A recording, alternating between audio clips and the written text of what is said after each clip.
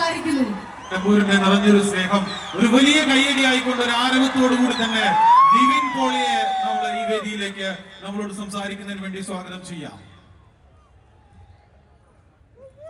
നിലമ്പൂരിലെ പ്രിയ പ്രേക്ഷകർക്ക് നമസ്കാരം. ഒരുപാട് നാളുകൾക്ക് ശേഷമാണ് നിലമ്പൂർ വരുന്നത്. ഇത്രയും എന്താ പറയാ, ഒരു ജനക്കൂട്ടത്തിന് മുമ്പിൽ ഒരുപാട് നാളുകൾക്ക് ശേഷമാണ് ഞാൻ നിൽക്കുന്നത്. സിനിമകൾ ഇറങ്ങുമ്പോൾ ഇവിടെ നിന്നുള്ള കൂട്ടുകാരുടെ സ്നേഹ സന്ദേശങ്ങളൊക്കെ എപ്പോഴും ലഭിക്കാറുണ്ട്. അവരും നേരിട്ട് കാണാൻ പറ്റിയിട്ടില്ല. പലരും ഇവിടെ വരുന്നുണ്ടെന്ന് അറിഞ്ഞപ്പോൾ ഉള്ള മെസ്സേജുകളെല്ലാം വരുന്നുണ്ട്. എല്ലാവരെയും കാണാൻ പറ്റുമെന്ന് അറിഞ്ഞുകൂടാ.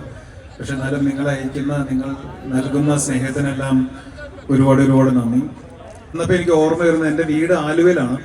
അപ്പോൾ ആലുവ ശിവരാത്രി മഹോത്സവം ഇതേപോലെ നടക്കാറുണ്ട്. അപ്പോൾ ഈ മരണക്കിണറും ഈ ഇവിടുത്തെ എല്ലാ കടകളും ഫെസ്റ്റിവൽസ് എല്ലാം അതിനെ ഓർമ്മപ്പെടുത്തുന്ന ഒരു ഓർമ്മയാണ്.